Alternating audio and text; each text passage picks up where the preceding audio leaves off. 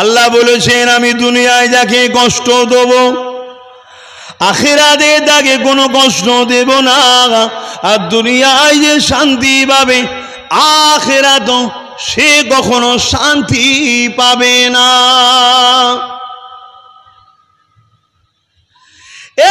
নওজওয়ানেরা जिनके ना बनाने अल्लाह कुल कायनात के बनातेन ना সেই নবী পাক আল্লাহ কত পরীক্ষা নিয়েছে সেই নবী পাকের উপরে কত দিক দিয়ে পরীক্ষা নেওয়া হয়েছে তাহলে তোমাকে আমাকে আল্লাহ বিনা পরীক্ষায় ছেড়ে দেবে এটা কেমন করে তুমি আমি ভাবতে লেগেছি।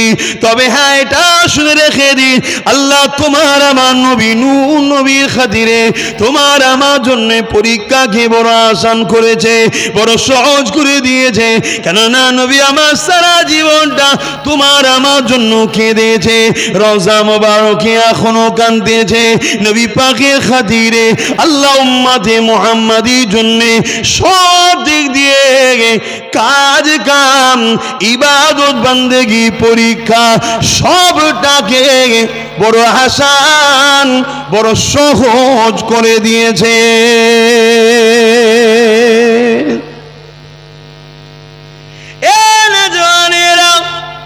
हज़रत इब्राहिम अलैहिस्सलाम के अल्लाह पाक কিভাবে পরীক্ষা নিয়েছিলেন দেখুন।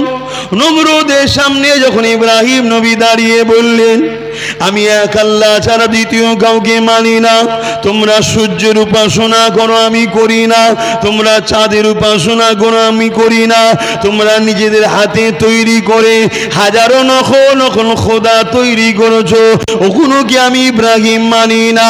হে নমরুদ তুমি নিজেকে খোদা দাবি করেছো আমি তোমাকেও খোদা বলে মানি না, আমি তিনাকে খোদা বলে মানি যিনি মরাকে জিন্দা দেয় জান দেয় এবং মৃত্যুকে জিন্দা করে আর জিন্দাকে মৃত্যু দেয় মওত দেয়।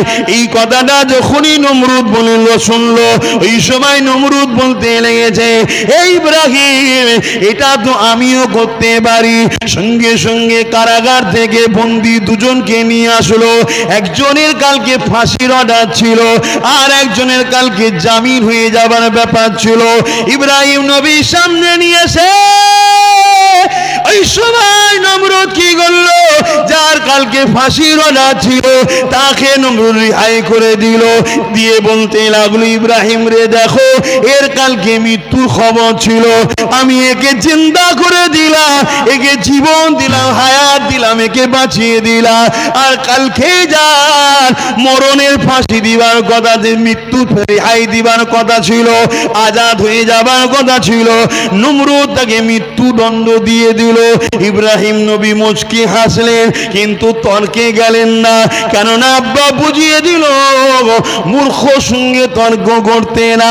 তাই আব্বা দ্বিতীয় কথা বলল এ নমরুদ শুনে রেখে দাও আমি তিনাকে আল্লাহ বলে মানি যিনি পূব থেকে সূর্য তোলে পশ্চিমে অস্ত দেয় এবং তিনি আবার একদিন ওই পশ্চিম থেকে সূর্যকে উঠাবে। তাই তুমি যদি খোদা হও পশ্চিম থেকে সূর্যকে তুলে দেখাও। কিন্তু নমরুদ ওই জায়গায় মাথা হ্যাট হয়ে গেল, পারল না। কিন্তু অন্যায়কারী জালিম শাসকের একটা চরিত্র শুনে রাখে, যুগে যুগে যারা অত্যাচারী শাসক হয়েছে যখন তাদেরকে বলা হয় তুমি অন্যায় করছো তুমি ভুল করছো তর্কে যুক্তি যখন পারে না সে ক্ষমতা দেখাতে লাগে। সেই দিন নমরুদ যখন দেখলো ইব্রাহিম ঠিক বলছে মেনে নেওয়া ছেড়ে দিয়ে ইব্রাহিমের কাছে ক্ষমতা দেখাতে লাগলো। কি করতে লাগলো আগুন তৈরি করে দিয়ে আব্বা ইব্রাহিমকে আগুনে ফেলে দিতে লাগলো।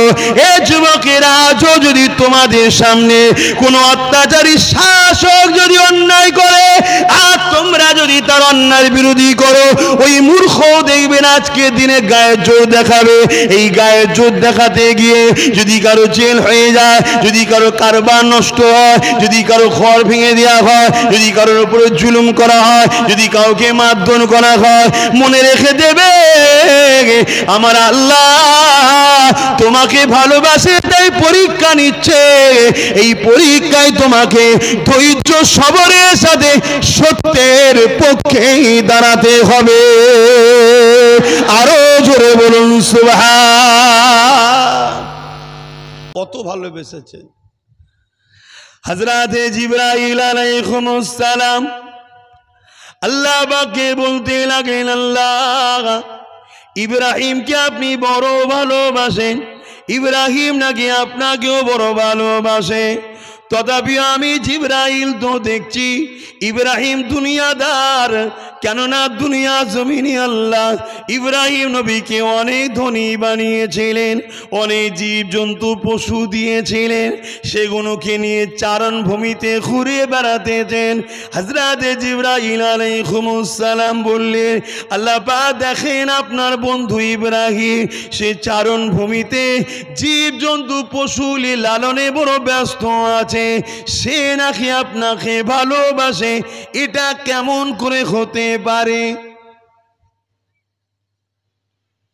এ যুবকেরা, আব্বারা, মায়েরা, বোনেরা, আল্লাহ বললেন জিবরাইল তোমার যদি প্রয়োজন হয় পরীক্ষা নিতে পারো, তবে আমার ইব্রাহিমকে নিয়ে এইরকম মন্তব্য করবে না। হযরতে জিবরাইল আলাইহিস সালাম দুনিয়া জমিনে চলে আসলেন, পরীক্ষা নিবার জন্য হাজির হলেন। মানুষের সূরা ধরে ইব্রাহিম নবীর বাড়ির সামনে দিয়ে যাবার সময় একবার জবান দিয়ে আল্লাহু আকবার বলে ডাক দিলেন। ইব্রাহিম নবী ঘরের মধ্যে ছিলেন, ছুটে বেরিয়ে পড়লেন, বেরিয়ে পড়ে বলতে লাগলেন, কে আমার মাবুদকে ডাকলে, কে আমার রবকে ডাকলে, কে আমার আল্লাহকে ডাকলে? হযরতে জিবরাইল আলাইহিস সালাম মানুষের সূরাতে তখন ছিলেন, তিনি বলতে লেগেছে আমি ডেকেছি। ইব্রাহিম নবী বললেন, আরো একবার আমার রব আল্লাহকে ডাকো। জিবরাইল আলাইহিস সালাম বললেন, কেন তোমার কথাই ডাকবো? আমার মন গিয়েছিল, আমি ডেকেছি। এই কথা শুনে ইব্রাহিম নবী কি বলেছিল শোনো, তুমি যদি আমার আল্লাহকে আরো একবার ডাকো, আমি ইব্রাহিম আমার অনেক গৃহপালিত পশু আছে, হাজার হাজার রয়েছে, তার থেকে অর্ধেক তোমাকে দিয়ে দেব। আরো জোরে বলুন সুবহান।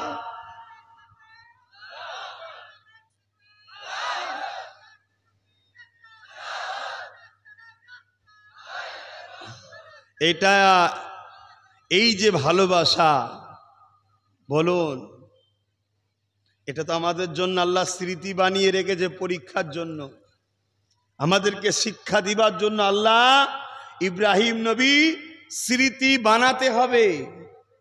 তাই তো এই মাসে উম্মতে মুহাম্মাদীর ধনীদের জন্য কুরবানিকে আল্লাহ ওয়াজিব করে দিয়েছে।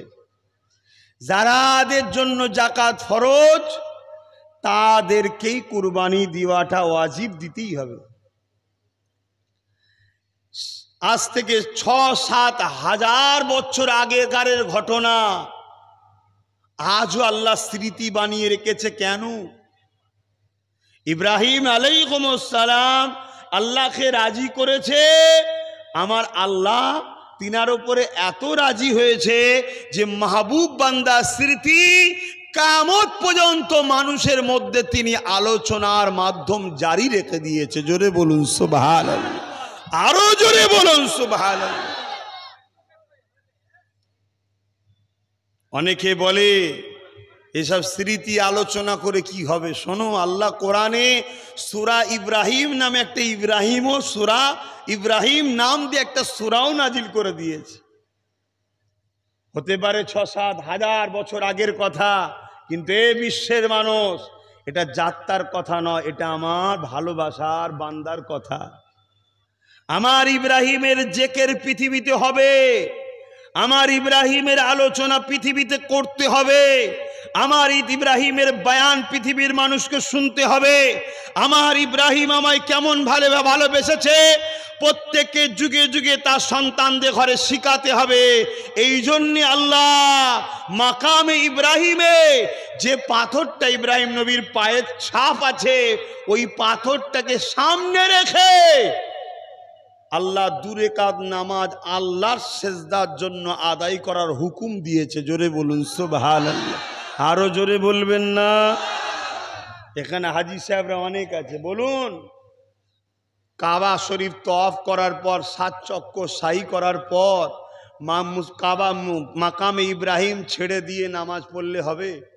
মাকামে ইব্রাহিমকে সামনে রেখে নামাজ পড়তে হবে। আর মাকামে ইব্রাহিমে কি আছে বলে? একটা পাথর আছে, ওই পাথরে আব্বা ইব্রাহিমের পায়ের ছাপ আছে। আমি পাথরকে সেজদা করার হুকুম নয়, নাউজুবিল্লাহ, তাহলে তো মুশরিক হয়ে যাবে, কিন্তু ওটাকে সামনে রেখে আল্লাহকে সেজদা করতে হবে। এই যে সিস্টেমটা আল্লাহ কেন করলো? এই জন্যই করলো, লোক যখনই ওটাকে সামনে রাখবে প্রশ্ন জাগবে, হ্যাঁ এই পাথরটা সামনে রাখছিস কেন, এই পাথরটা কার? অমনি উত্তর হবে ইব্রাহিম আলাইহিস সালামের। ইব্রাহিমকে অমনি তার জীবনী জানতে চাইবে, এই পাথরে কেন দাগ হয়েছে, কি ব্যাপার, ইত্যাদি ইত্যাদি ইত্যাদি। মানুষের মধ্যে জ্ঞান বাড়বে। আল্লাহ চাইছে কিয়ামত পর্যন্ত আমার ইব্রাহিমের চর্চা যেন মানুষের মধ্যে থাকে, কেন ইব্রাহিমকে আমি প্রেম করেছি। জোরে বলুন সুবহানাল্লাহ। তাহলে আমরাও যদি আল্লাহকে ভালোবাসি তাহলে আমরা চলে যাবার পর আমাদেরও চর্চা থাকবে না থাকবে না? দাদা হুজুরের চর্চা আছে না নাই? সিরাজ আকি হুজুরের চর্চা আছে না নাই?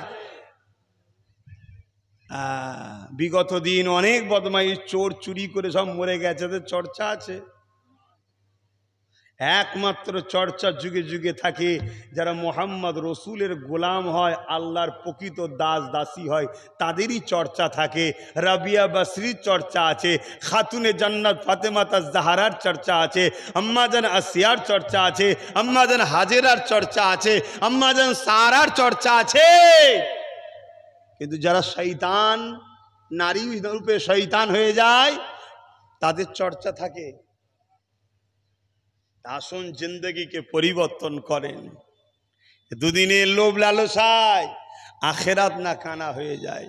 তাহলে ইব্রাহিম আলাইহিস সালামের চর্চা হবে না কেন?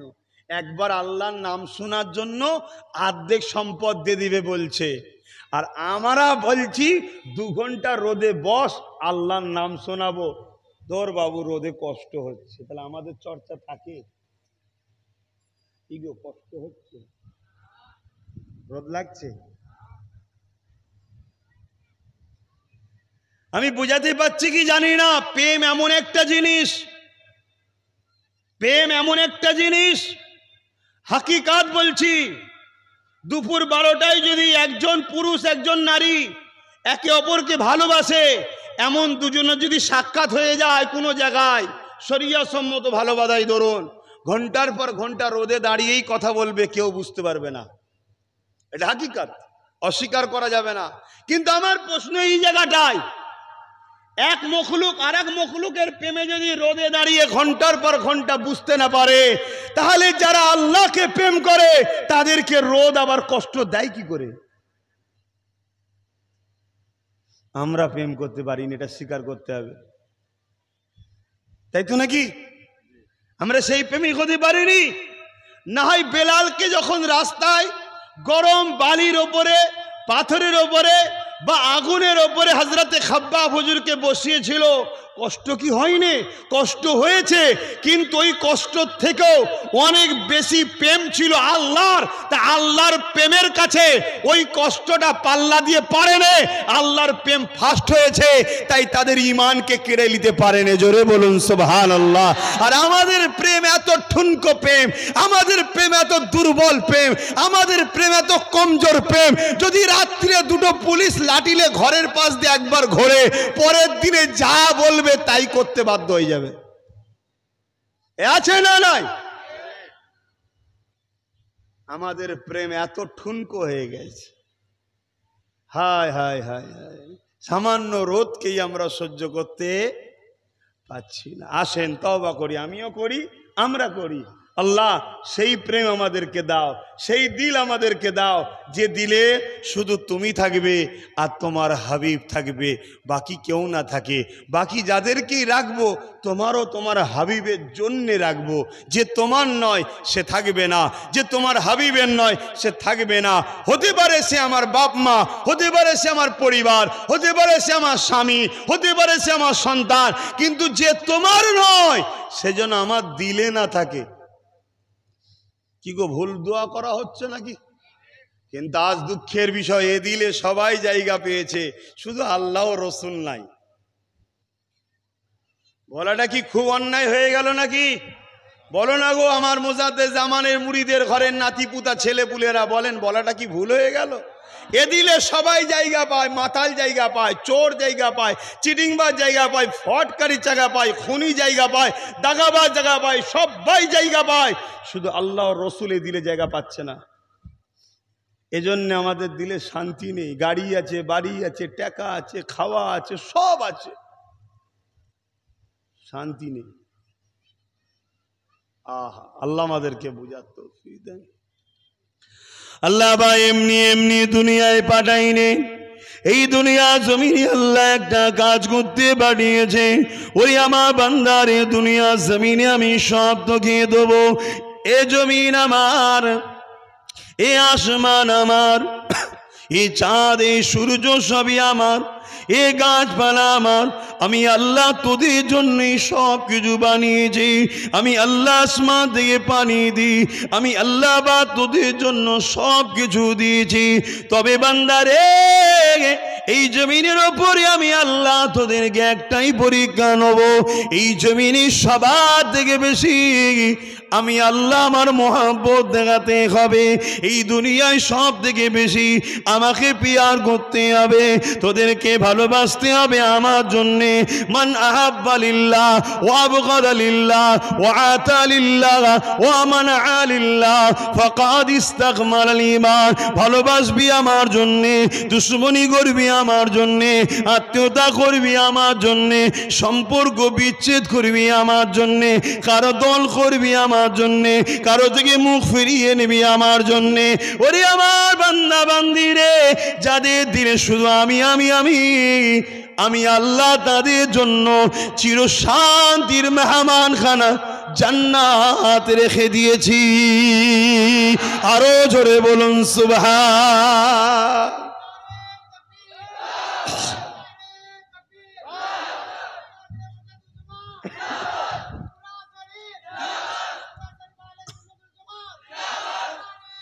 আল্লাহু আকবার।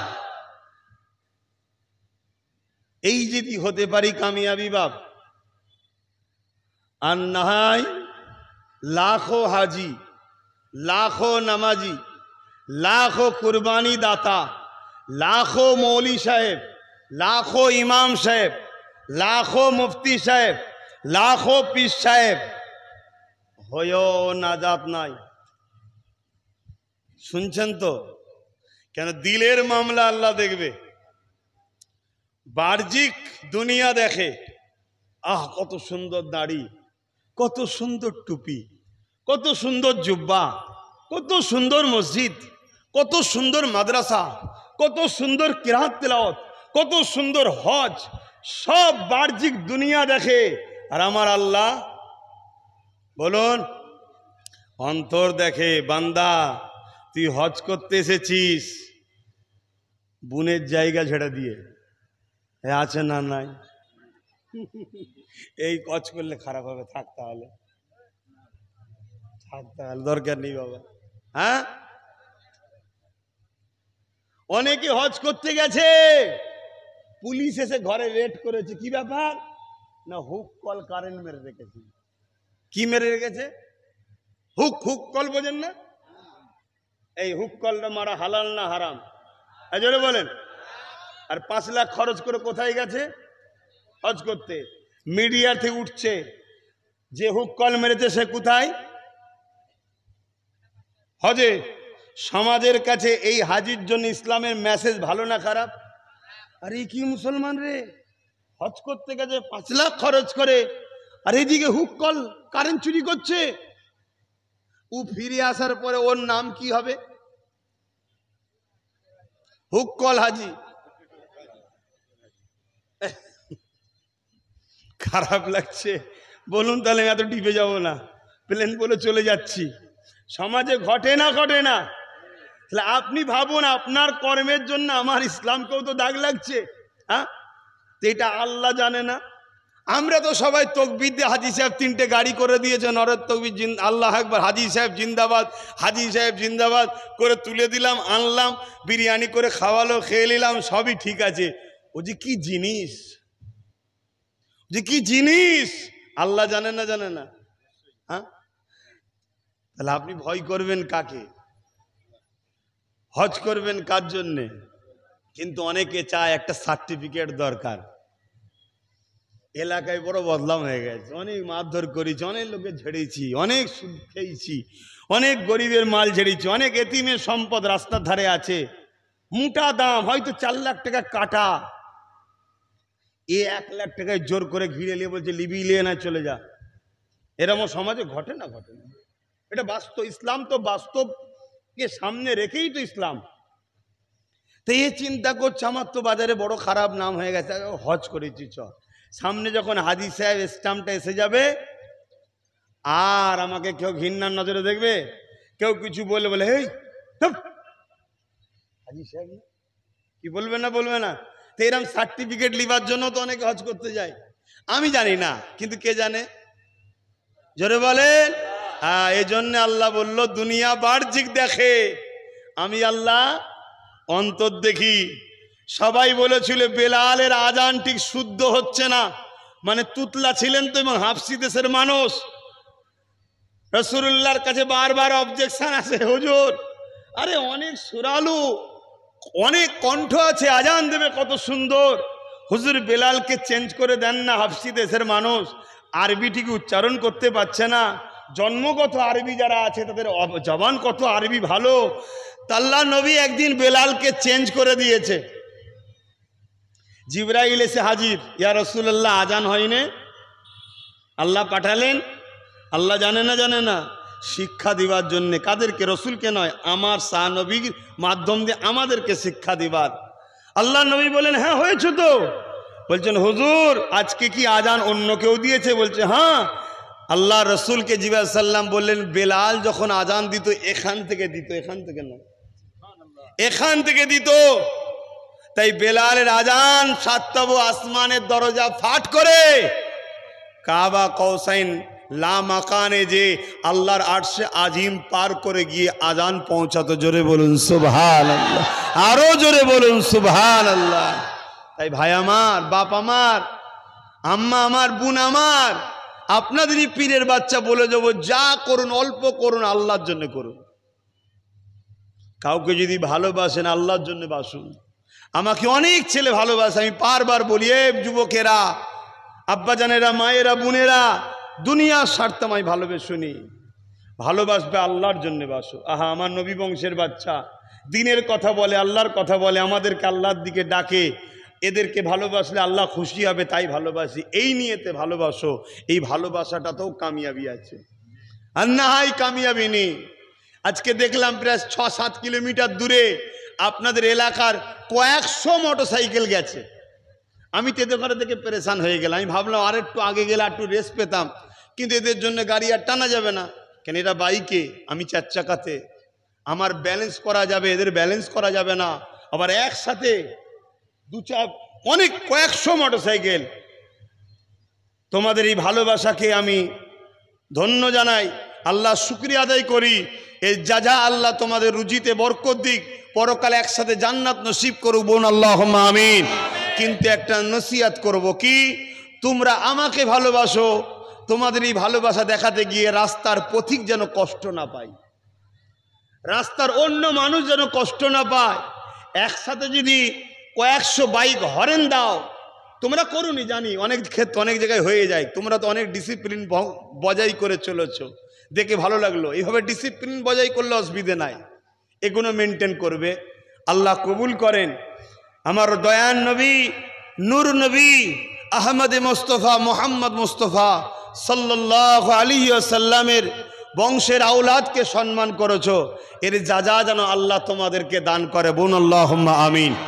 তো যাক, আমি যে কথা বলছি যে ওইদিকে চলে যাচ্ছি, আল্লাহ কিন্তু পরীক্ষা নেবে।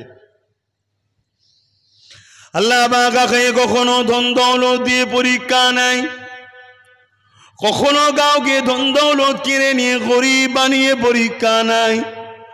আল্লাহ পাক কাউকে সংসার জীবনে জড়িয়ে দিয়ে পরীক্ষা নেয়। আবার কখনো আল্লাহ আওলাদ সন্তানদেরকে নিয়ে পরীক্ষা নেয়। আবার কখনো আল্লাহ জালিম হুকুমাতের আন্ডারে রেখে তাদেরকে পরীক্ষা নেয়। তবে মনে রাখবেন, যত নবী আলাইহিস সালামরা এসেছিলেন, প্রতিটা কম বেশি নবীদের ওপরে জালিম হুকুমারান, জালিম শাসক দ্বারা অত্যাচার করে পরীক্ষা নেওয়া হয়েছে। এ যুবকেরা, মুসা নবী থেকে নিয়ে, ঈসা নবী থেকে নিয়ে, জাকারিয়া নবী থেকে নিয়ে, এবং কোরআনে 7 জন যুবকের কথা আছে, আল্লাহ পাকের ওলি বান্দা যুবকদের কথা আছে। সূরা কাফের মধ্যে যে যুবকগুলো সেই সময়ের একজন জালিম শাসক ছিল, যে শাসক নাকি মূর্তির উপাসনা করত, সেই শাসকের অত্যাচার থেকে ঈমানকে হেফাজত করার জন্য ওই 7 জন বেশি বারাতে আছে। আল্লাহ পাকের ওই যুবক বান্দাগুলো লোকালয় ছেড়ে দিয়ে পাহাড়ের এক গুহাতে গিয়ে আশ্রয় নিয়েছিল। এ যুবকেরা, তরুণীরা, বাপেরা, এইভাবে যুগে যুগে যুগে আল্লাহ তার মাহবুব বান্দা বান্দীদেরকে পরীক্ষা নেয়। এই পরীক্ষায় যারা ধৈর্যের সাথে, সবরের সাথে আল্লাহকে খুশি করার জন্যে কামিয়াবি হতে পেরেছে, আমার আল্লাহ তাদেরকে চিরশান্তির আরামের ঘুম কবরে রেখেছে এবং পরকাল তাদেরই জন্য চিরশান্তির জান্নাত আছে। আরো জোরে বলুন সুবহান। বেশিরভাগ নবীদের ওপরে সমস্ত দিকের পরীক্ষাটা নেওয়া হয়েছে। তা নবীদের ওপরে যে পরীক্ষা নেওয়া হয়েছে, ওই পরীক্ষা কিন্তু আমাদের ওপরে আল্লাহ নেয় না। অত কঠিন নিয়ে আমরা সহ্যও করতে পারবো না। সেই নবী আলাইহিস সালামদের মধ্যে থেকে ঠিক তেমনি ইব্রাহিম আলাইহিস সালামের ওপরও পরীক্ষা হয়েছিল। একটা মানুষের কাছে কয়টা জিনিস সব থেকে প্রিয়? একটা হলো ধন দৌলত, আর একটা হলো জান, আর একটা হলো স্ত্রী, আর একটা হলো আওলাদ। এই 4 দিক দিয়েই আল্লাহ ইব্রাহিম নবী আলাইহিস সালামকে পরীক্ষা নিয়েছে। ইতিহাসের বাদা সাক্ষী দেয়, ইব্রাহিম আলাইহিস সালামের সময়ে নমরুদ নামে একজন জালিম অত্যাচারী শাসক ছিল। তরুণেরা, সেই শাসকের অত্যাচারের কাছে আল্লাহ ইব্রাহিম নবীকে পরীক্ষা নিয়েছে। আবার ইব্রাহিম নবী যখন দুনিয়া জমিনে কোনো সন্তান হচ্ছিল না, 90 বছর পার হয়ে যাবার পর আল্লাহ পাক একটা বাচ্চা দিলেন, যার নাম হলো ইসমাইল। ওই ইসমাইল সহ স্ত্রীকে আল্লাহ মক্কা জায়গাতে রেখে দিয়ে আসার হুকুমটা করলেন। এটাও তিনার জন্য পরীক্ষা ছিল। আর এর থেকেও কঠিন পরীক্ষা হলো, আবার ওই বাচ্চা যখন একটু বড় হয়ে গেল, আল্লাহ পাক বলেছেন, ইব্রাহিম রে, ওই বাচ্চাটাকে আমি আল্লাহ আমার জন্য কুরবানি করে দাও। এ যুবকেরা, তরুণেরা, বাপেরা, এ নওজওয়ানেরা, আল্লাহ পাক বলতে রেখেছে, ইব্রাহিম রে, তুমি আমাকে কতটা ভালোবাসো। এ যুবকেরা, তরুণেরা, তোমার আমার আব্বা জান হযরত ইব্রাহিম খলিলুল্লাহ আল্লাহকে সব থেকে বেশি ভালোবেসেছে। এই ভালোবাসার পরীক্ষা আল্লাহ নিতে লেগেছে হযরত ইসমাইলের জন্য। যে খবে দেখলেন, তোমার প্রিয় বাচ্চাকে আমার জন্য কুরবানি করে দাও। হযরত ইব্রাহিম নবী সঙ্গে সঙ্গে 100 দুম্বাকে কুরবানি করলে। আবার দ্বিতীয় দিন যে খবে দেখলেন, 100 বা 200, টোটাল 200 বা 300 কুরবানি করে দিলে। তৃতীয় দিনে আবার যখন খবে দেখলে, এ যুবকের হযরত ইব্রাহিম আলাইহিস সালাম ওই সময় সন্তানকে জিজ্ঞাসা করতে লাগলে, এ বাবা ইসমাইল, আমি তোমাকে আল্লাহর জন্য কোরবানির হুকুম কবে দেখেছি? তুমি কি বলছো বলো? হযরত ইসমাইল আলাইহিস সালামের কথাটাকে মন দিয়ে শুনবে। আব্বাজান, আপনি আমাকে ধৈর্যশীল হিসাবে পাবে। আপনার উপরে যা হুকুম হয়েছে আপনি সেই হুকুমটাকে পালন করুন। অন্য কেউ হলে বলতো যেটা আপনি ভুল স্বপ্ন দেখেছেন, কিন্তু ইসমাইল নবী জানে আমার বাপ নবী, নবীদের স্বপ্ন কখনো ভুল হয় না, ওটা দলিল হয়।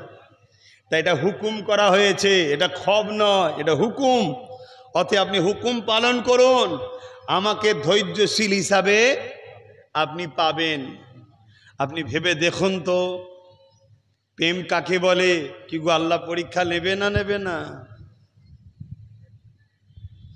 তাহলে আল্লাহ যদি আমাদেরকে কখনো পানি দিয়ে পরীক্ষা নেয়, গরম দিয়ে পরীক্ষা নেয়, ঝড় দিয়ে পরীক্ষা নেয়, গরিব করে পরীক্ষা নেয়, অভাব দিয়ে পরীক্ষা নেয়, আপনাদের অসুবিধা হচ্ছে, আল্লাহ পরীক্ষা নেবে।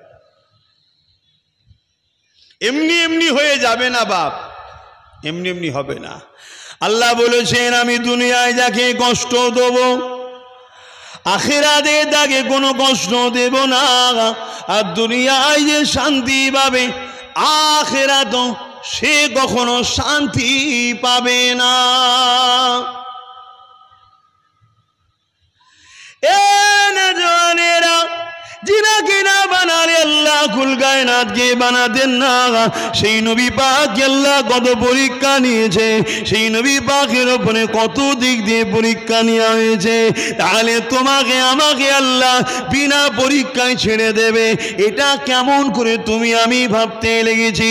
তবে হ্যাঁ, এটা শুনে রেখে দিন, আল্লাহ তোমার আমার নবী নূহ নবীর খাতিরে তোমার আমার জন্য পরীক্ষাকে বড় আসান করেছে, বড় সহজ করে দিয়েছে।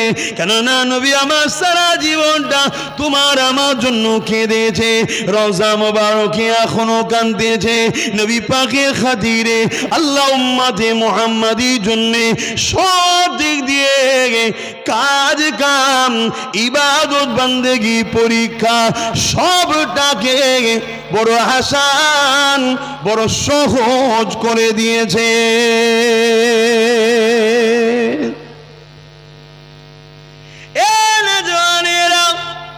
হযরত ইব্রাহিম আলাইহিস সালামকে আল্লাহ পাক কিভাবে পরীক্ষা নিয়েছিলেন দেখুন।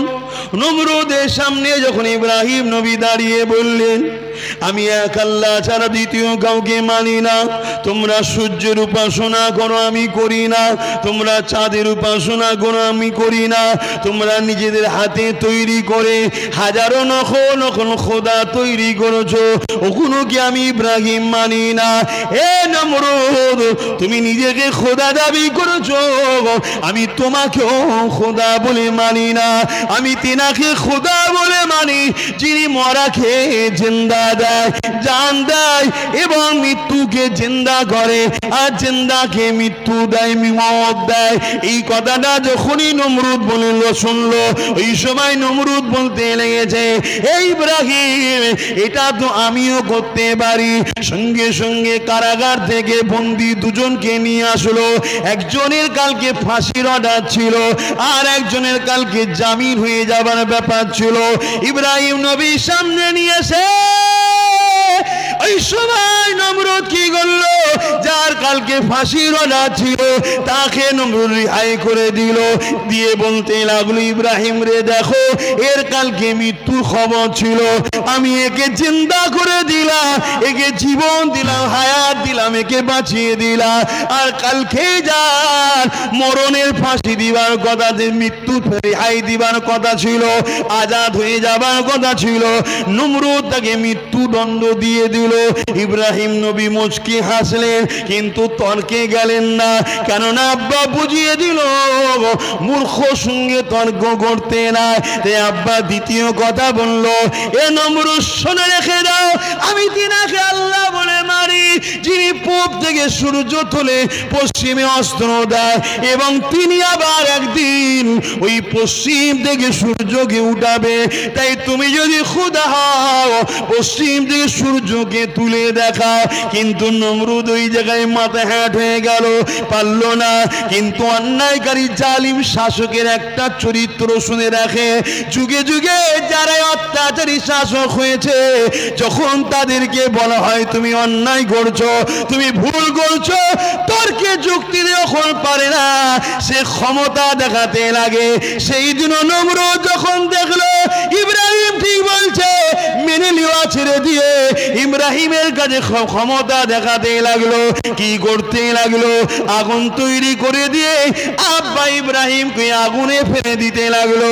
এ যুবকেরা, আজও যদি তোমাদের সামনে কোনো অত্যাচারী শাসক যদি অন্যায় করে আর তোমরা যদি তার অন্যায়ের বিরোধী করো, ওই মূর্খ দেখবেন আজকে দিনে গায়ের জোর দেখাবে।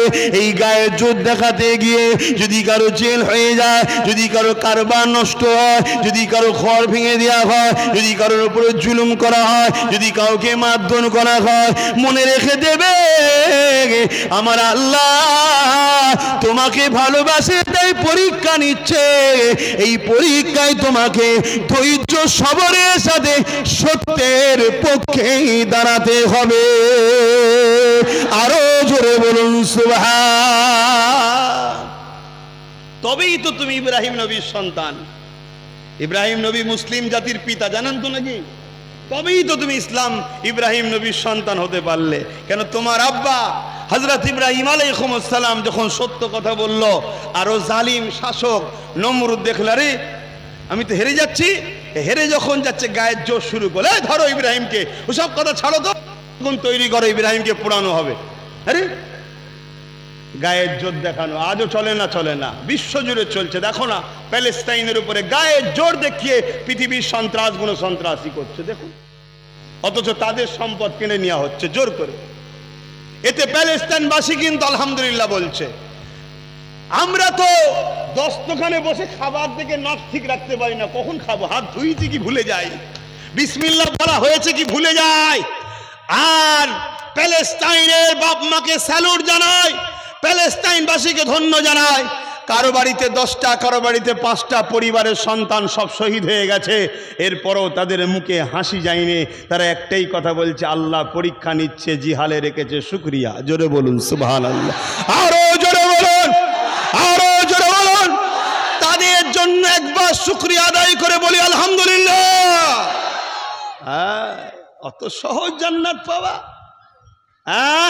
দুদিন কাজ বন্ধ করে দিলে 3 দিনের দিনে যে পায়ে ধরে ক্ষমা চাইছে, খুনির কাছে, ডাকাতের কাছে, চরিত্রহীনের কাছে, মাতালের কাছে, ইসলামের দুশ্মনের যে পাদ হচ্ছে কলেমা পড়া মুসলমান। ভেবে দেখুন আমাদের ঈমান কত দুর্বল, কত দুর্বল।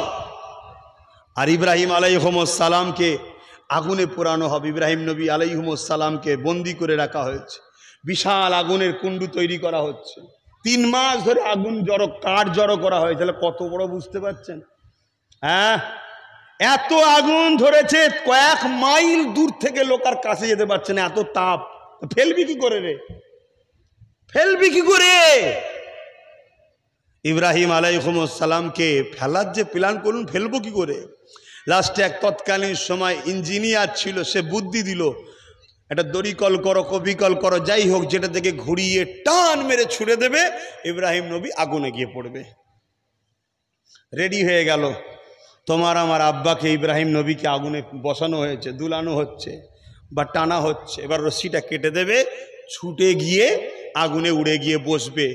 বলো তো দেখি, তোমার আমার যদি কেউ বলে এটা আগুল কাটা হবে, তোমার আমার কি দশা হবে?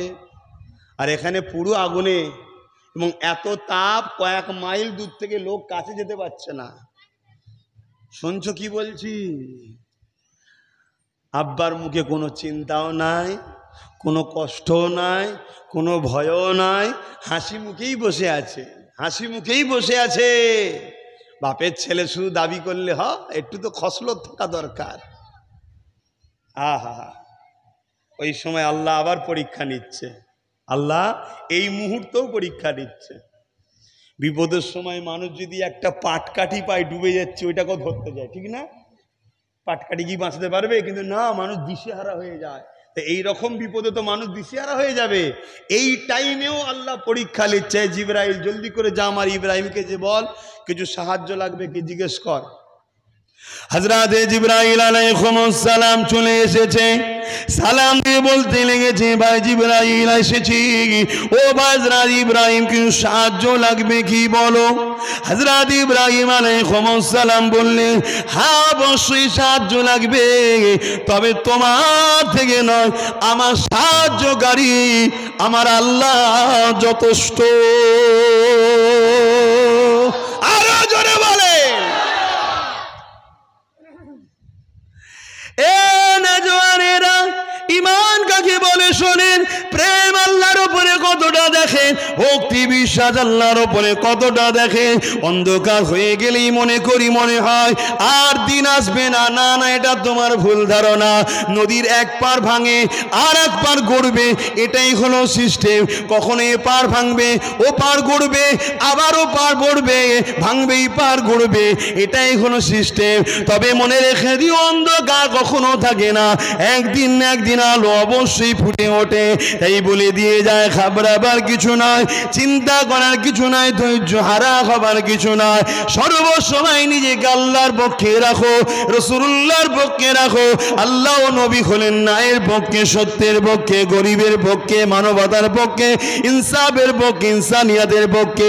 কেউ যদি বলে আমি আল্লাহর পক্ষে, অথচ চুরি করে বা চোরকে সাপোর্ট করে, সে মিথ্যুক কাজ্জাব মুনাফিক, তাকে বলা হয়। কেউ যদি বলে আমি রাসূলুল্লাহর পক্ষে, অথচ সুদ খায় বা সুদখোরকে সাপোর্ট করে, সে কখনো আল্লাহ রাসূলের পক্ষে থাকতে পারে না। এ যুবকেরা, হযরত ইব্রাহিম আলাইহিস সালাম এইভাবেই যখন বলতে লাগলেন, জিবরাইল সাহায্য অবশ্যই লাগবে আল্লাহর, তোমার কাছে নয়। এই সময়তে দড়িটা কেটে দেওয়া হলো। আল্লাহ পাক আগুনকে হুকুম করে দিল, এ আগুন রে, আমার ইব্রাহিমের জন্য শান্তিদায়ক হয়ে যা, ঠান্ডা হয়ে যা। না না, শান্তিদায়ক হয়ে যা। আগুন জ্বলবে, তার মধ্যে আবার শান্তি থাকবে, এটাই তো হলো আল্লাহু আকবার। পানি দিয়ে তো আগুন বন্ধ করা যায়, ছাই ধুলো টুলো দিয়েও তো বন্ধ করে দেওয়া যায় না। আগুন জ্বলবে, তার ভেতরে শান্তি থাকবে, এটাই হলো আল্লাহু আকবার। আল্লাহু আকবার মানে কি? আল্লাহ সব থেকে মহান। জোরে বলুন সুবহানাল্লাহ। তাহলে আল্লাহ বললো না আগুন বন্ধ হয়ে যা, বললি বন্ধ হয়ে যেত। আল্লাহ সেটা বললো না। আল্লাহ বললো আগুন আমার ইব্রাহিমের জন্য শান্তিদায়ক হয়ে যা, আরামদায়ক হয়ে যা। 3 দিন ধরে পড়ে আছে, আগুন জ্বলছে। 3 দিন পরে ইব্রাহিম নবীর চাচা আজর, আজও অনেকের চাচা ঠিক এরকম আজর টাইপের আছে, আছে না নাই? নিজের ভাইপোকে কাফের, অত্যাচারী, সুদখোর, গাঁজাখোর, মুশরিকদের জন্য নিজের কলেমা পড়া ভাইপোকে মারে, জুলুম করে, আছে না নাই? এটা আওয়াজদার আছে না নাই? তা সেই দিন ছিল, আজকে থাকবে না? এ তো যুগে যুগে থাকবে রে বাবা। তা ইব্রাহিম নবীকে ফেলে দিয়েছে, আজর বড় খুশি। ইব্রাহিম নবীর চাচা ছিল, তা ওই চাচা নমরুদের বাড়ির ছাদে উঠেছে, প্রাসাদে উঠে দেখছে আমার ভাইপো 3 দিন হয়ে গেছে পুড়ে, কয়লাটা একটু দেখি কমসে কম। উঠে দেখছে ইব্রাহিম নবী ফুলের বাগানে ঘুরছে ফিরছে, খাচ্ছে। জোরে বলুন সুবহানাল্লাহ। আরো জোরে বলুন নারে দিবেন। আহা, আল্লাহু আকবার। আল্লাহ কি না পারে? হ্যাঁ, সেই ঈমানটুকু তো রাখতে হবে। তাহলে আল্লাহর পরীক্ষা দেখছেন। আব্বাজান ইব্রাহিম আলাইহিস সালাম বলেছিলেন, এ বিশ্বে মানুষ রেখে দাও, ও হযরত জিবরাইল রে, এই আগুনে আমাকে ফেলা হচ্ছে, নমরুদ আমাকে আগুনে ফেলছে, এটা আমার আল্লাহ দেখতে লেগেছে। আমার আল্লাহ যদি তিনি চান আমি নমরুদের আগুনে পুড়ে ছাই হয়ে যায়, আমি একবার নয়, দুবার নয়, 3 বার নয়, আবার যদি আল্লাহ জান দেয়, আবার ইব্রাহিমকে ফেলে দেয়, ইব্রাহিম আবার পুড়ে ছাই হয়ে যাবে। আবার যদি আল্লাহ পুনরায় ইব্রাহিমকে সৃষ্টি করে, আবার জান দেয়, এভাবে 1000 বার যদি বাঁচায়, 1000 বার যদি পুড়ে ছাই হতে হয়, এতে যদি আমার আল্লাহ খুশি হয়, আমি আমার আল্লাহর জন্য 1000 বার পুড়তে রাজি আছি। আছি। এ যুবকেরা তাহলে বলো তো দেখি, হকের পক্ষে, গরিবের পক্ষে, এতিমের পক্ষে থাকার জন্যে আল্লাহ তোমাকে ভালোবেসে পরীক্ষা নেবার জন্যে তোমাকে যদি জেল খাটিয়ে আল্লাহ খুশি হয়, তুমি আল্লাহর জন্য জেলে যেতে রাজি আছো না? না। আল্লাহ যদি তোমার রুজির রাস্তা বন্ধ করে দিয়ে কিছুদিনের জন্য তোমাকে পরীক্ষা নিয়ে তিনি যদি খুশি হয়, এ যুবকেরা, বাপেরা, মায়েরা, রেজেকের মালিক তো তিনি, মায়ের পেট থেকে তো কিছুই নিয়ে আসি না, তিনার খুশির জন্য কেন আমরা মন খারাপ করি? অতএব আল্লাহর খুশির জন্য যত রকম সমস্যা আসুক না কেন সবটাকে মেনে নিতে রাজি, তবে জীবনে কোনোদিন অন্যায় সঙ্গে আপোষ করতে রাজি নয়, জীবনে কোনোদিন আল্লাহ বিরোধী কাজ করতে রাজি নয়, জীবনে কোনোদিন কোরআনের দুশ্মনের সঙ্গে হাত মিলাতে রাজি নয়, জীবনে কোনোদিন মসজিদ মাদ্রাসার দুশ্মনের সঙ্গে হাত মিলাতে রাজি নয়, জীবনে কোনোদিন রাসূলুল্লাহ সামনে যে আঘাত করে তার সঙ্গে হাত মিলাতে রাজি নয়, যে আল্লাহর সঙ্গে অংশীদার করে, এ যুবকেরা, তরুণেরা, যতই সমস্যা আসুক না কেন তাদের সঙ্গে হাত মিলাতে কখনো রাজি নয়। এতে যদি হাত কাটতে হয় কেটে নি, এতে যদি ধর থেকে কল্লা আলাদা করতে হয় করে দি, কোনো অসুবিধে নাই। কেননা আমরা তো এজিদি নয়, আমরা তো হোসাইনি। আরো জোরে বলুন সুবহান আল্লাহু আকবার। ইয়া রাসূলুল্লাহ, মনে থাকবে, মনে থাকবে। কি বলছো? যদি থাকে জান্নাত। আমি তোমায় জোর করতে আসিনি যে আমার কথা না শুনলে তোমাকে মারা হবে, জুলুম করা হবে, কেস করা হবে। না না না, ইসলামের জোর চলে না। তোমরা আমার বাপ দাদার নাতি পুতা মুরিদের ঘরের ছেলে বলে ভালোবেসে নিয়ে এসেছো। হক কথাটা মেসেজ দিচ্ছি, নিবার হয় নাও, না নিবার হয় না নাও। আমি হুজুর হতে পারি, সাহাবাদের থেকে দামি নয়। আমি মুফতি হতে পারি, ইমামে হোসাইনের থেকে দামি নয়। আমি পীর সাহেব, পীরজাদা, আলেম উলামা, ইমাম হতে পারি, মনে রেখে দেবে ইমাম মালিকের থেকে দামি নয়। ইমাম মালিককেও সময়ের শাসক অনেক অত্যাচার করেছিল, জানেন না? বেতের আঘাত, ডেলি 100টা করে বেতের আঘাত দিত, শুধু বলেছিল আমার কথা মেনে নাও। ইমাম মালিক বলেছিল মানব না। লাস্টে বেতের আঘাত খেতে খেতে খেতে খেতে হুজুর একদিন ইন্তেকালকে পছন্দ করে নিলেন। কেন? ইন্তেকাল তো হতেই হবে, কিন্তু সময়ের শাসকের কাছে ইমাম মালিক মাথা নত করেনি। আর আজকে পীর সাহেব, মুফতি সাহেব, হাজি সাহেব, ইমাম সাহেব, মৌলানা সাহেব সামান্য ভিক্ষা যদি পায়, মাথা নত তো দূরের কথা, আরো যদি কিছু দিতে হয় বল সেটাও দিয়ে দেবে। মানে এমন হাল হয়ে গেছে, ফ্রিতে বিষ পেলে সেটাও খেয়ে নেবে। আল্লাহ হিদায়েত করুক আমাকেও আমাদেরকে, বলুন আল্লাহুম্মা আমিন। কষ্ট দিচ্ছে নাকি আমার কথাগুলো? কিছু করার নেই বাপ। চিনি বড় মজার জিনিস, কিন্তু বড় বিমারের জিনিস। করেলা কিন্তু মজার নয়, কিন্তু উপকারের জিনিস। কথা মাথায় ঢুকছে না? ঢোকে না। হক কথা কোরআন বলছে, রসুল বলছে, তেতো লাগে। কাদেরকে? মুনাফিকদেরকে। কাদেরকে? আমার রসুল যখন হক কথা বলেছিল আবু বকর সিদ্দিককে তেতো লাগেনি, আবু জেহেলকে তেতো লেগেছিল। তো সেই নবীর গোলাম, নবীর দিনের একজন নগণ্য খাদেম, আজ যখন আমি কথা বলবো, আজকের আবু জেহেল ও তার চালাদের তেতো লাগতে পারে। এর জন্য কি হক কথা বলা বন্ধ করে দেবো?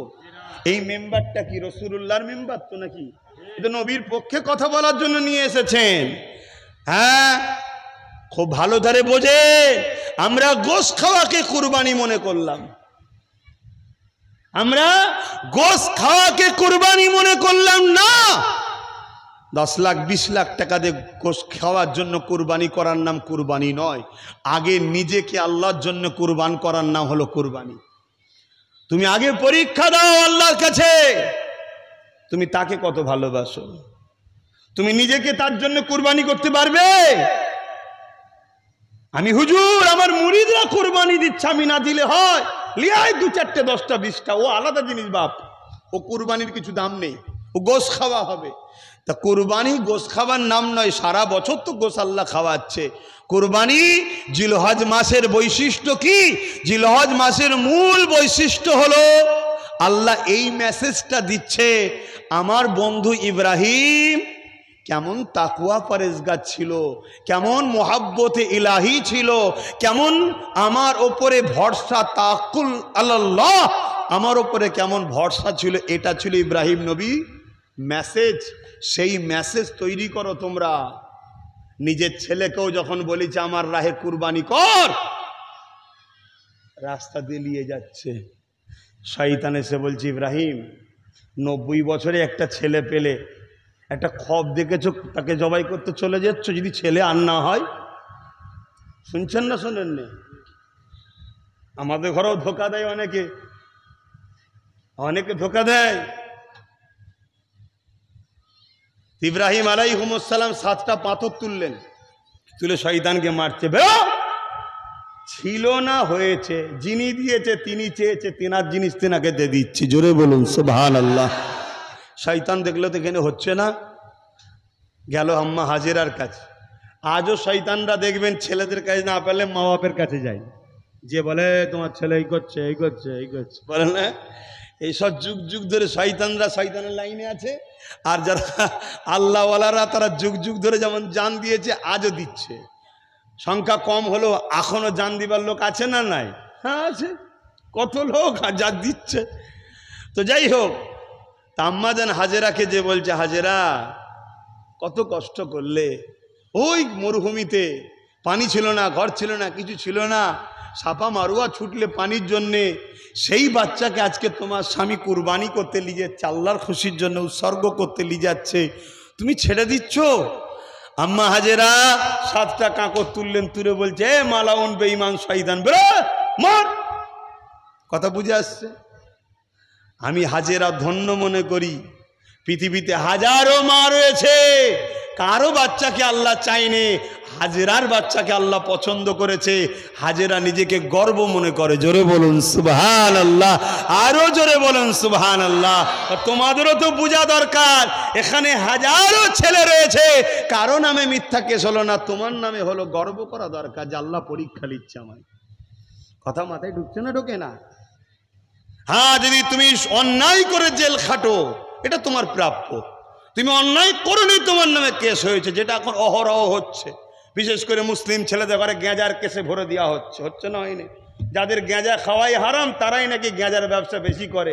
গেঁজা খোরগুনো সব এইসব করে বেড়াচ্ছে। গেঁজা খোরগুনো মিথ্যাভাবে মুসলিম ছেলেদের ঘরে গেঁজা খোর বলে কেস দিচ্ছে, হচ্ছে না? হয়নি?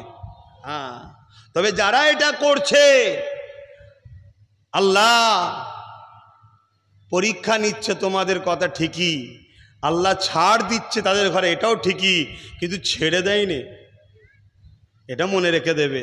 সব দেখতে পাবে, যুগে যুগে যা ঘটেছে আবার ঘটবে, চিন্তার কোনো কারণ নেই। তো যে কথা বলছিলাম, আম্মা জান হাজেরার কাছেও যখন পারল না, এই নিদর্শনগুলো আল্লাহ রেখেছে কেন? যাতে করে আমাদের সঙ্গেও যখন এরকম ঘটনা ঘটবে, এগুলোকে দেখে অনুভব করতে পারি, আরে ওই দিন তো আরো অনেক কঠিন পরীক্ষা হয়েছিল, আজকে হালকা হচ্ছে, একটু সবর করি, একটু ধৈর্য ধরি, ঠিক না? আম্মা জান হাজেরার কাছে যখনও পারল না, তখন ইবলিস শয়তান কি করলো? ছোট্ট ইসমাইল আলাইহিস সালামের কাছে গেছে। এ বাবা ইসমাইল, তোমার আব্বা তোমাকে নিয়ে যাচ্ছে, ঝাড়াওয়ালা ছুরি দিয়ে জবাই করবে, লাগবে, কাটবে। কথা বুঝে আসছে না? নানান দিক দিয়ে ভয় দেখাচ্ছে। হাই হাই হাই হাই, জান্নাতি বাচ্চাদের ঘরে কখনো রুকা যায়? আল্লাহর থেকে সরানো যায়? ইসমাইল আলাইহিস সালামও 7টা কাঁকর তুলেছে, এই শয়তান মালাউন, বেরো। আমি ইসমাইল ধন্য, পৃথিবীতে এত বাচ্চা থাকার পরও আল্লাহ আমাকে পছন্দ করেছে। জোরে বলুন সুবহানাল্লাহ। আরো জোরে বলা যাবে না? নারী দিবে, নারী দিবে। আহা, ইসমাইল আলাইহিস সালাম তিনি গেলেন, গিয়ে বলছেন আব্বা, এই জন্যে আমাদেরকেও পাথর মারতে হয়, জানেন তো নাকি? যারা হাজি, আচ্ছা বলুন, যারা পাথর মারেন ওখানে কি শয়তান আছে? এখানে কেউ হাজি সাহেব আছেন? আপনারা পাথর মেরেছেন তো? তো শয়তান ওখানে আছে নাকি মারছেন? বলবেন তো হ্যাঁ শয়তান ওখানে আছে। শয়তান তো সব পাড়ায় পাড়ায় ঘুরে বেড়াচ্ছে। এই শয়তান পাড়ায় পাড়ায় আছে না? নাই? এই যে বদমাইশি, সুদ খাওয়া, জেনা করা, ব্যভিচারী করা, খুন করা, এগুলো কি শয়তানের অসাথেই হচ্ছে? তো শয়তান ওখানে আছে কে বলল? না, এই ইয়াদগার, এই স্মৃতিটা আল্লাহ বানাবে কেন? যাতে করে এই ইতিহাসটা মানুষ স্মরণ করে যে আল্লাহর রাহে একজন কুরবানি হচ্ছে, একজন লিজাচ্ছে এবং তার আম্মাকেও শয়তান ধোঁকা দিয়েছে। তা আগামী দিন তোমাকে একজন মৌলানা আল্লাহর রাহে ডাকছে, আর আজকের দিনের ইবলিসের অনেক চেলা তোমাকে বিভিন্নভাবে বুঝিয়ে বাজিয়ে আল্লাহ থেকে সরাতে চাইছে। তা সেই দিনের শিক্ষা থেকে তোমায় শিক্ষা নিতে হবে। হাজারো বাধা এলো, তুমি আল্লাহর রাহ ছেড়ে দিও না। জোরে বলুন সুবহানাল্লাহ। এজন্য এই সিস্টেমটাকে চালু আছে। পাথরটা মারার সময় তো প্রশ্ন উঠবে, ভাই এখানে পাথর মারবো কেন? এখানে শয়তানকে মারতে হয়। শয়তান, এটা পাথরটা শয়তান নাকি? ও তো থাম মানুষের তৈরি কর না। এখানে ইব্রাহিম আলাইহিস সালাম না, প্রথম ইব্রাহিম নবীকে এখানে ধোঁকা দিয়েছিল। ও কেন ভাই? না, এই আল্লাহর রাহে যে ছিল, আল্লাহর থেকে সরাতে চেয়েছিল। আচ্ছা আচ্ছা, তারপরে আম্মা হাজেরাকে ধোঁকা দিয়েছিল। আচ্ছা আচ্ছা আচ্ছা, তারপরে ইসমাইল আলাইহিস সালামকে ধোঁকা। এই ইতিহাসটাতে মানুষ শোনে, জানে, সেই থেকে শিক্ষা নেয়। তাহলে ইতিহাসের শিক্ষা আল্লাহ আমাদের ঘরে শিখাচ্ছে না শিখাইনি? কথা বুঝে আসছে? হ্যাঁ। তো ভাইয়ের অসুবিধা হচ্ছে মনে হচ্ছে আপনাদের এবারে? হ্যাঁ, আরে রোদ তো কমেছে, আবার অসুবিধা হবে কেন? ছেড়ে দেবো? আমাদের ওই ছেলে বুঝে গেল, কি গো বলবো না?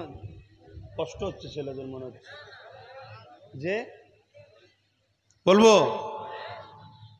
হযরত ইসমাইল আলাইহিস সালাম তিনি বললেন, আব্বা আপনি আল্লাহর হুকুম পালন করেন, আমাকে সবরকারী হিসেবে পাবেন। হাতে পায়ে দড়ি বেঁধে দেওয়া হলো। আব্বা আপনি চোখে কাপড় বেঁধে নেন কেন? বাপ আর বেটার মধ্যে ময়াটা কে দিয়েছে? আল্লাহ। যখন সংসার করেন বেটার কোনো ময়া ছিল? যেই শুনেছেন, পরীক্ষা করেছে, বাচ্চা এসেছে, সঙ্গে সঙ্গে সেই দিন থেকে ওই দেখুন একটা টান, ভয় ঢোকার পরেই শুধু আর স্ত্রীর জন্য নয়, স্পেশাল একটা টান দেখুন চলে গেল। এই যে আপনার হৃদয়ে আর একজনের জন্য টান কে দেয়? আচ্ছা, বাচ্চা দুনিয়ায় আসে না, কিন্তু ডাক্তার বলছে কাল বাদ পরশু আসার ডেট আছে। আপনি এক সপ্তাহ আগে থেকেই বাজার করছেন, কাপড় কিনছেন, দুলনা কিনছেন, করেন না? করেন না? এই যে টানটা অটোমেটিক হচ্ছে, এটা কে দেয়? আল্লাহ। এখানে কারো জোর চলে না, আপনি নিজেকেও কন্ট্রোল রাখতে। তাই ইসমাইল আলাইহিস সালাম বলছেন, আব্বা বাপ আর বেটার মধ্যে যে মহব্বতটা হয়ে যায়, এটা তো আল্লাহর পক্ষ থেকেই হয়।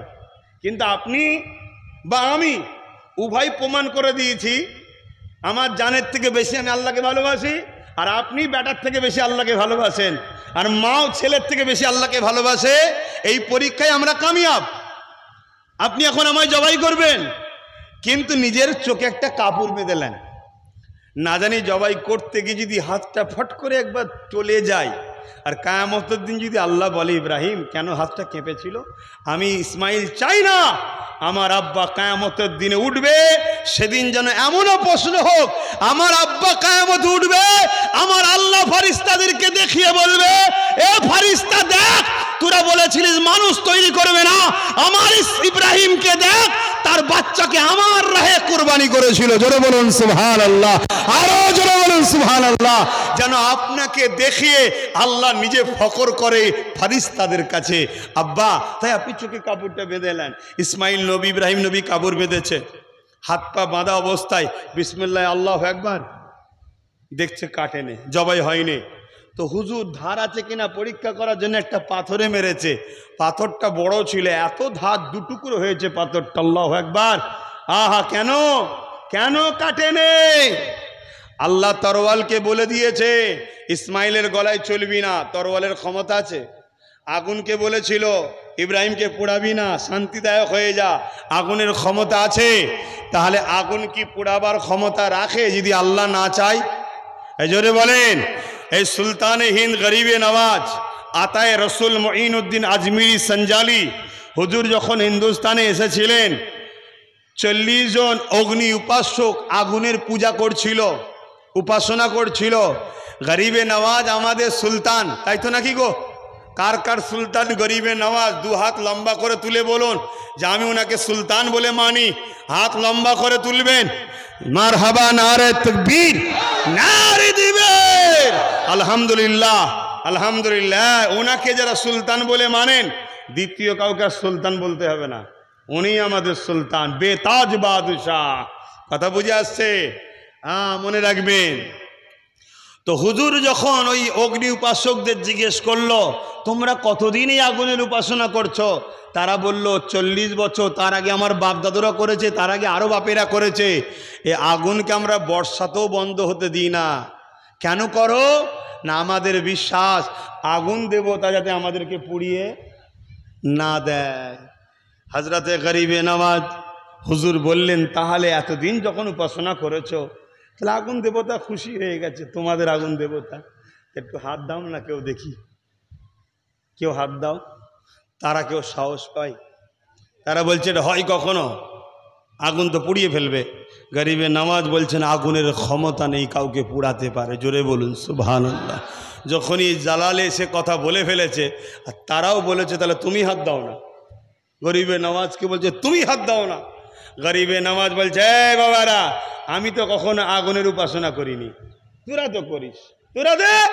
তবে বলছি যখন শোন। পাশেই একটা তাদের ছেলে ছিল, এক কিতাবে আছে ছেলে আর এক কিতাবে আছে খড়ম। পাশেই একটা তাদের ছেলে ছিল, ওই ছেলেটাকে কোলে নিয়ে গরিবে নওয়াজ আগুনে ঢুকে গেছে। জোরে বলুন সুবহানাল্লাহ। আর 40 জন চিল্লাচারে, ফকির সাহেব মরে মরুকে যাক, আমাদের বাচ্চাটাকে পুড়িয়ে ফেললো রে। চিৎকার চেঁচামেচি, আর এলাকা সব লোকজন জঙ্গলে যারা ছিল সব এসে ঘিরে ফেলেছে, হই হই হচ্ছে। কি ব্যাপার, কি ব্যাপার? আরে একজন দরবেশ ফকির সাহেব বলেছিল আগুনে হাত দিয়ে আমরা দিই না, তাকে দিতে বলেছি, সে একা ঢুকলে নাই হতো। আরে আমার বাচ্চাটাকে সমেত নিয়ে ঢুকে গেছে। কাঁদাকাটি শুরু হয়ে গেছে। ভাই সে যেই হোক, বাচ্চা সবার কাছে প্রিয়। কাঁদাকাটি শুরু হয়ে গেছে। দীর্ঘ সময় পর গরিবে নওয়াজ, আহা কুরবান যাক, আল্লাহু আকবার, বলো আল্লাহু আকবার, আরো জোরে বলো আল্লাহু আকবার। হে যুবক, পরীক্ষা হচ্ছে, একটু ধৈর্য ধরো। পরীক্ষা হচ্ছে আমাদের উপরে, ধৈর্য ধরো, মন খারাপ করো না। আমাকেও আমার আল্লাহ পরীক্ষা নিচ্ছে। কথা বুঝে আসছে? তো সেই জায়গায় আমার গরিবে নওয়াজ হুজুর আমার কাপড় ঝাড়তে ঝাড়তে বাচ্চাকে কোলে নিয়ে আগুন থেকে বেরোচ্ছে। জোরে বলুন সুবহানাল্লাহ, আরো জোরে বলুন। এলাকার মানুষ আর বাচ্চার কথা লিবার কথা মনে নেই। সব গরিবে নওয়াজকে দেখে এবার হুজুরের উপাসনা শুরু করে দিয়েছে গোল হয়ে। হুজুরের নওজুবিল্লাহ। হুজুর বলছেন, বাবা এটাই তোমাদের ভুল, তোমরা আগুনের উপাসনা করো, আর আমি মঈনুদ্দিন আগুন যার ইশারায় তৈরি হয়েছে, যার হুকুম মেনে চলে, সেই আগুনেরও মালিক আল্লাহর উপাসনা করি। জোরে বলুন সুবহানাল্লাহ। তোমরা সূর্যের উপাসনা করো, আমি মঈনুদ্দিন সূর্য যার ইশারায় ডোবে, যার ইশারায় ওঠে, সেই আল্লাহর ইবাদত করি। তোমরা চাঁদের ইবাদত করো, তোমরা গাছের ইবাদত করো, তোমরা পাহাড়ের উপাসনা করো, আমি মঈনুদ্দিন এ সব কিছু জিনিস সৃষ্টি করেছেন একমাত্র খালিক রব্বুল আলামিন, তিনার ইবাদত করি। জোরে বলুন সুবহানাল্লাহ। 40 জন মানুষ গরিবে নওয়াজের হাতে হাত দিয়ে ঈমানের কালেমা পড়ে আল্লাহ দাসত্ব নবীর সুন্নতের জিন্দেগি গড়ে আল্লাহর ওলি হয়ে কবরে গেছে। জোরে বলুন সুবহানাল্লাহ। আর তোমার আমার দাদু মুসলমান, নানা মুসলমান, নানি মুসলমান, গোষ্ঠী সব মুসলমান, আর তোমার আমার উঠা বসা, চাল চলন ফলো করা সব ইসলামের দুশ্মন করে। আস্তে আস্তে ধ্বংস হয়ে যাচ্ছ, আস্তে আস্তে ধ্বংস হয়ে যাচ্ছ। কি গো, পরিবর্তন হবে না? আসো আমার সোনার ভাইয়েরা, যুবকেরা, এ দুনিয়ার মায়াজালে, পশ্চিমা দুনিয়াদের কালচারে নেচুনি। এ দুনিয়া চিরস্থায়ী নয়, চলে যেতে হবে। তো যাক, নামাজের ব্যাপার আছে, আসুন একটু সালাত ও সালাম দিয়ে নি। ইয়া নবী সালাম,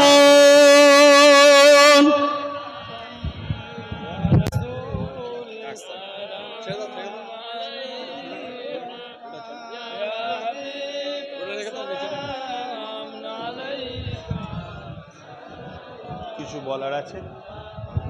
কিছু বলবেন?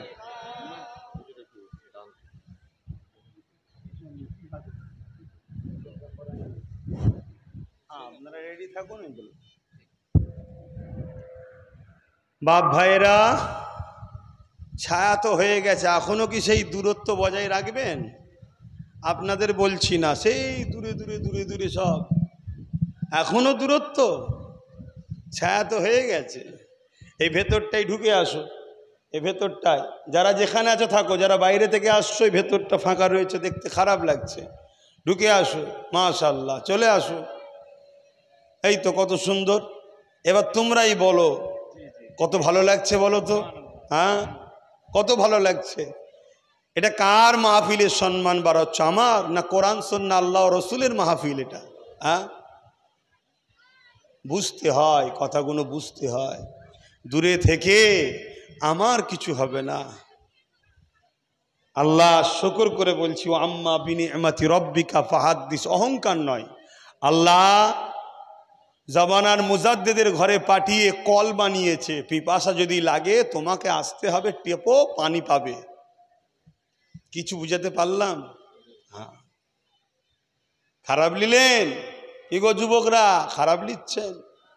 এখন তো সব একটুতেই অভিমান, একটুতেই অভিমান। এত অভিমান কিসের? হ্যাঁ, এত অভিমান কিসের? নিজের বলে কিছু নাই, নিজের বলে কিছু নাই। এই দুটো চোখ দিয়ে দেখছে, এই দুটো আমার নয়। আল্লাহ দয়া করে সৃষ্টি করে দান করেছে, যা আব্বাস তুই ব্যবহার কর, এটা আল্লাহর সৃষ্টি। দুটো হাত দেখছো, এটাও আমার নয়, আল্লাহ সৃষ্টি করে আমায় দিয়েছে, লে ব্যবহার কর। যে দুটো পা দিয়ে হেঁটে আসলে হেঁটে আসলাম, ও দুটো আমার নয়, আল্লাহ বানিয়েছে, আমায় ব্যবহার করতে দিয়েছে। অতএব আমার বলে কিছুই নেই, সব আল্লাহর, সব আল্লাহর। আর আল্লাহ বলছে সবটাকে আমার রসুলের কদমে কুরবান কর, শুধু একটা জিনিস আমার রসুলকে দিবি না। কটা? জোরে বলেন। একটা। কি? সেজদাটা দিবি না। কথা মাথায় থাকবে। বাকি সব আমার নবীর পিছনে খরচ কর।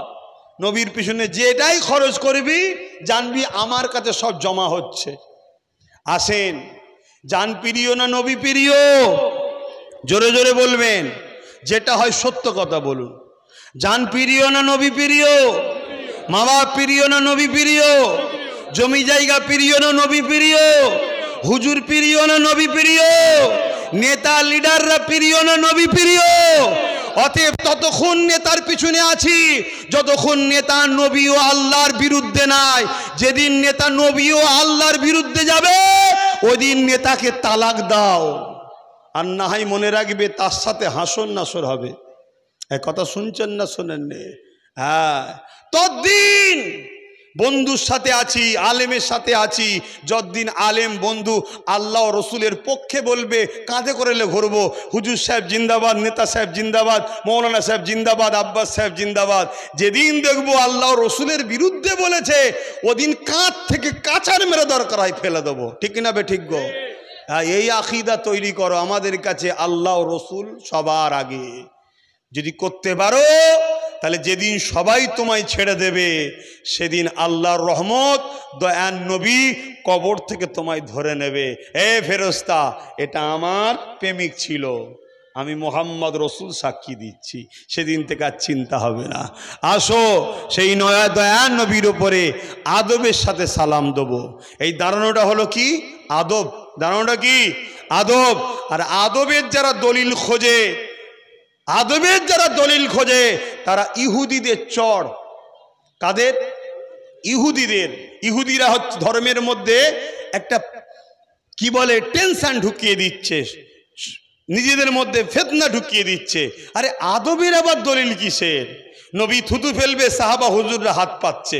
নবী উজু করার পানি ফেলছে, সাহাবারা পাত্রে জড়ো করছে।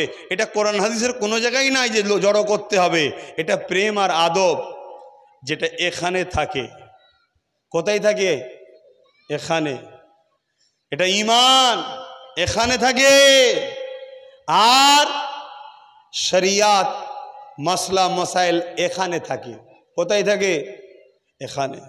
এখানে জ্ঞান থাকে, এখানে শরিয়াত থেকে মাসলা মাসাইল থাকে, এখানে ঈমান থাকে, এখানে আদব ও প্রেমের জায়গা। এটা জোরে বলুন সুবহানাল্লাহ। আসেন ইয়া নবী সালাম ইয়া রাসূল ইয়া হাবিব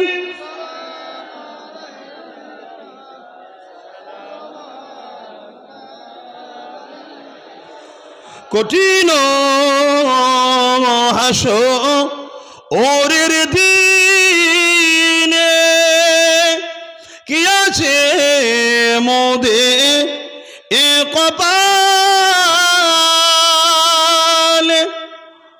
গুনাহগার উম্মাহ আতো আপনার লইবেন সঙ্গে এ মাহশরে নবী সালাম ইয়া রাসূল ইয়া হাবিব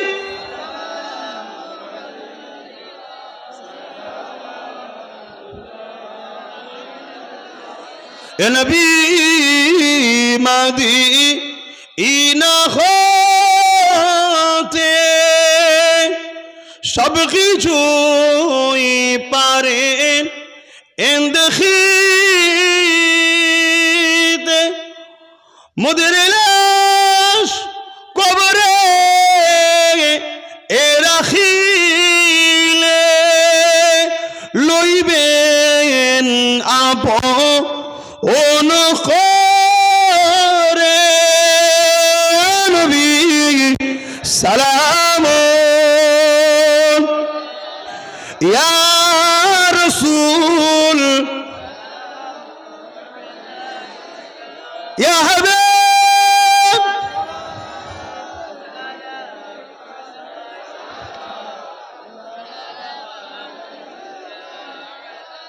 ইয়া নবী মদিনা মো পিয়ারা ইয়া রাসূল নামো ও পিয়ারা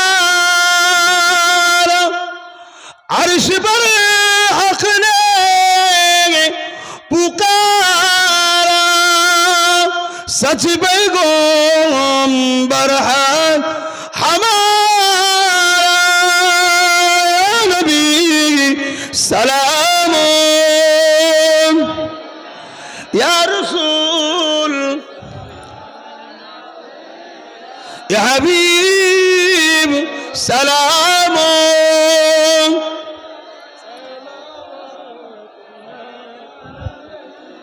সকলে বসুন বালাগাল উলা বিকামালিহি কাসাবাদ দুজা বিজামালিহি হাসানাত জামিউ কুসালিহি সাল্লু আলাইহি ওয়া আলিহি আল্লাহুম্মা সাল্লি আলা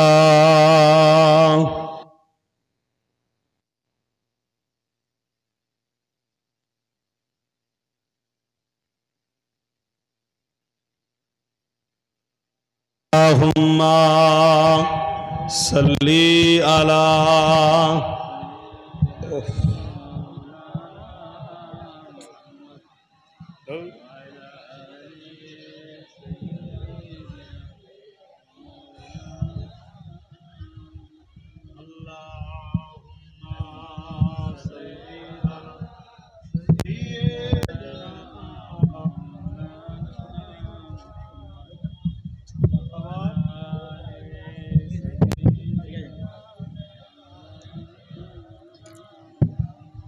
اللهم صل على سيدنا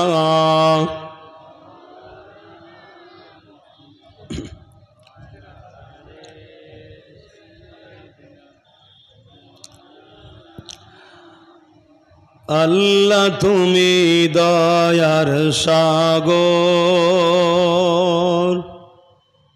রহমান রহিম